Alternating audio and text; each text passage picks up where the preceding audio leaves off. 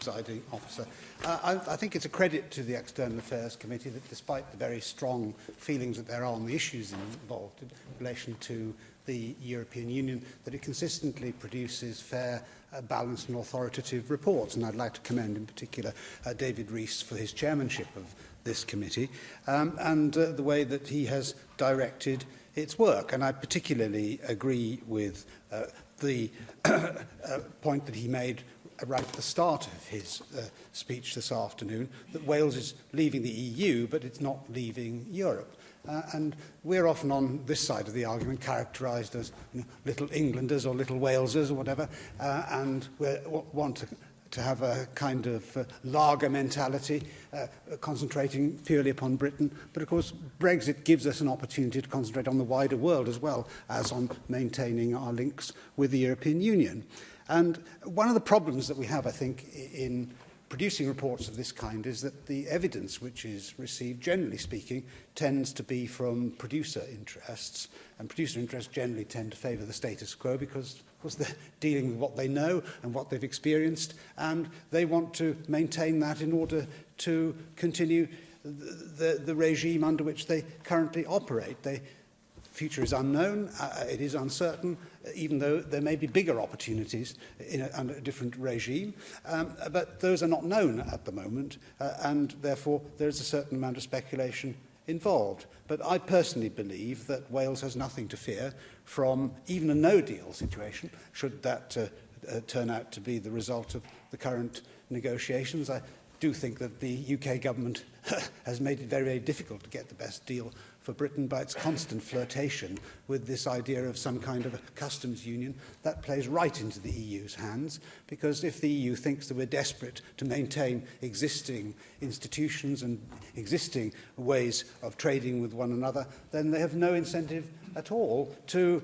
enter into a different kind of trading relationship, which would be better for us on all grounds. And the EU policy of negotiation, of sequencing, as was described by Yanis Varoufakis, who was the Greek finance minister, who had huge experience of dealing with the EU Commission over the attempted solution to Greece's debt problems, pointed out the danger of not taking the future of trading relationship into account at the same time as all the other aspects of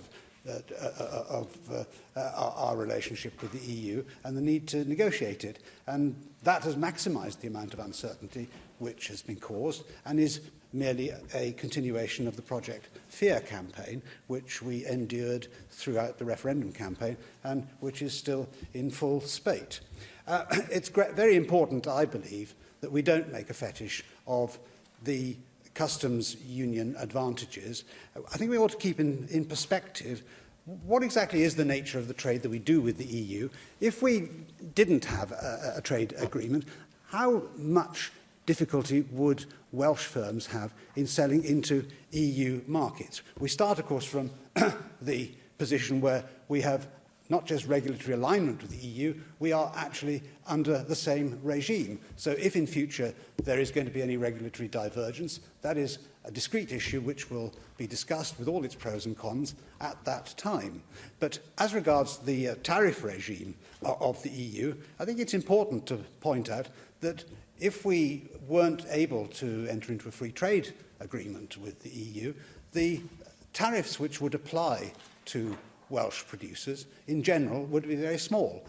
Agriculture is a different case altogether. But in the case of manufactured goods, in particular, these are very small. And the document produced by the Welsh Government, Trade Policy, the Issues for Wales, is very explicit on this.